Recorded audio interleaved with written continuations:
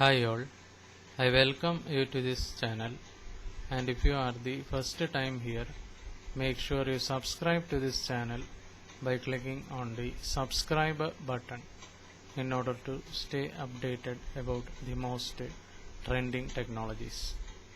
In this video we are discussing about data science, machine learning. So what is machine learning? So in simple terms, machine learning is a subset of artificial intelligence (AI) which provides machines the ability to learn automatically and improve from experience without being explicitly programmed to do so. In this sense, it is the practice of getting machines to solve problems by gaining the ability to think. The machine learning process involves building a predictive model that can be used to find a solution for a problem statement. So we have define objective, then data gathering, preparing data, data exploration, building a model, model evaluation and prediction. So need for machine learning: increase in data generation, uncover patterns and trends in data, solve complex problems, improve decision making. Machine learning applications: traffic alerts, social media, product recommendation, virtual personal assistants, self-driving cars and Google Translate. Then machine learning basics. So before we dive deeper, let's get familiar with some of the most commonly used terminologies in machine learning. First, algorithm. So a machine learning algorithm is a set of rules and statistical techniques used to learn patterns from data and draw significant information from it. And it is the logic behind a machine learning model. So a model is the main component of machine learning and is trained by using an algorithm, and it maps all the decisions that a model is supposed to take based on a given input in order to get the correct output. Then predictor variable. It is a feature of the data that can be used to predict the output. Then response variable. It is the feature or the output variable that needs to be predicted by using predictor variable. Then training data. So the machine learning model is built using the training data, and the training data helps the model to identify key trends and patterns essential to predict the output. Then testing data. So after the model is trained, it must be tested to evaluate how accurately it can predict an outcome, and this is done by testing dataset. So Jupyter Notebook installation. So in order to implement the machine learning codes, you will be needing an IDE. So we will be working with the Jupyter. Installation of Jupyter Notebook is very simple. So all you need to do is type pip install Jupyter on your command prompt. Then Python fundamentals for machine learning. So machine learning has become the talk of the town as it yields most promising areas for the future. So we make the computer learn based on past experiences through the data stored, or create algorithms that make the computer learn by itself. So the programming language that mostly everyone chooses, it is Python. Why? Because of the support for these domains with the inbuilt libraries such as Pandas, scikit-learn, NumPy and so many more. So we will talk about few such libraries. First is NumPy. So NumPy is a Python package that stands for numerical Python, and it is the core library for scientific computing, which contains a powerful n-dimensional array object. and Python NumPy arrays provide tools for integrating C, C++, etc. And it is also useful in linear algebra, random number capability, etc.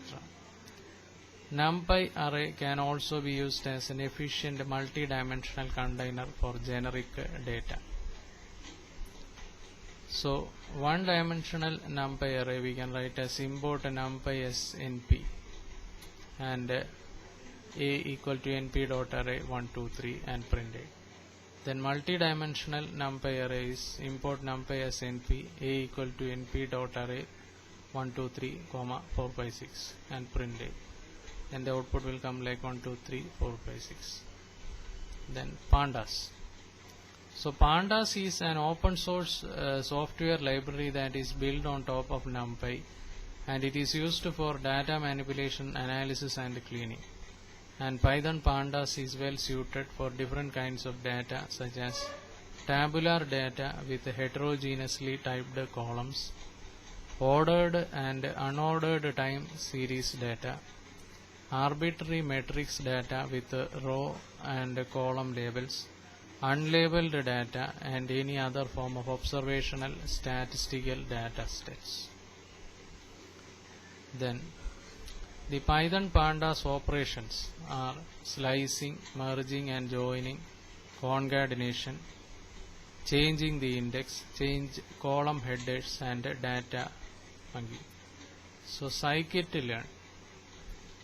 So scikit-learn is a library used to perform machine learning in Python. Scikit-learn is an open source library that is licensed under BSD and is reusable in various contexts, encouraging academic and commercial use, and it provides a range of supervised and unsupervised learning algorithms in Python. And it consists of popular algorithms and libraries, and apart from that it also contains the packages like NumPy.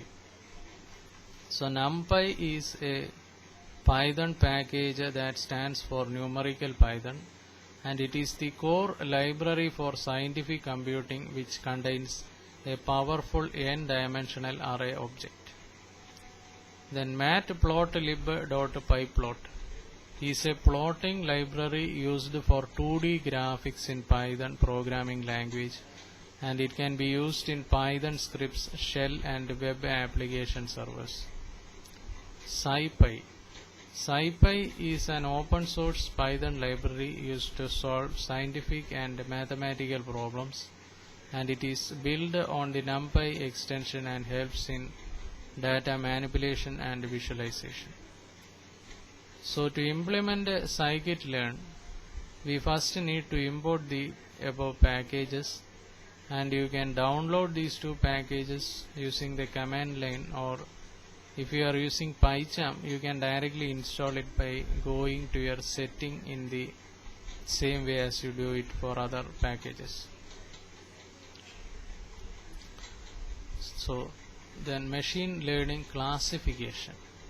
So a machine can learn to solve a problem by following any of the three approaches, like first supervised learning. So supervised learning is a technique in which we teach or train the machine using the data that is well labeled.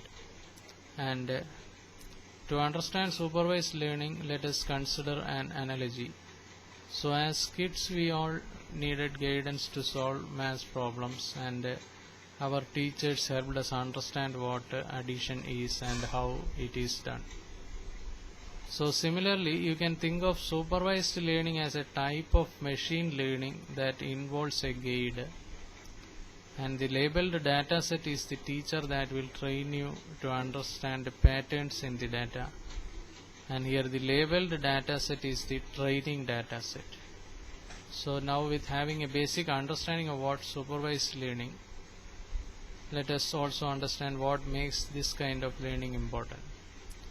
So importance of supervised learning. So learning gives the algorithm experience, which can be used to output the predictions for new unseen data.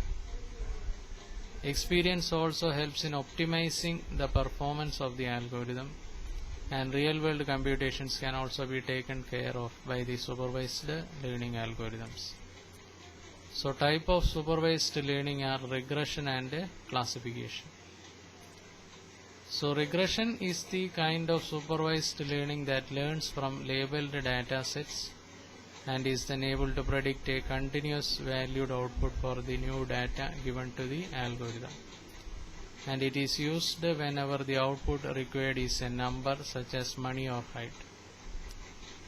So some popular supervised learning algorithms are first linear regression. So this algorithm assumes that there is a linear relationship between the two variables input and output of the data it has learned from, and the input variable is called the independent variable and the output variable is called the dependent variable. So when unseen data is passed to the algorithm, it uses the function, calculates and maps the input to a continuous value for the output. Then logistic regression. This algorithm predicts discrete values for the set of independent variables that have been passed to it, and it does the prediction by mapping the unseen data to the logit function that has been programmed into it. And the algorithm predicts the probability of the new data, and so its output lies between the ranges 0 and 1. Then polynomial regression. Polynomial regression is a method used to handle non-linear data, and non-linearly separable data is basically when you can draw out a straight line to study the relationship between dependent and independent variables. Then support vector regression. So for support vector machine regression or SVR, we identify a hyperplane with a maximum margin such that the maximum number of data points are within those margins, and it is quite similar to the support vector machine classification algorithm.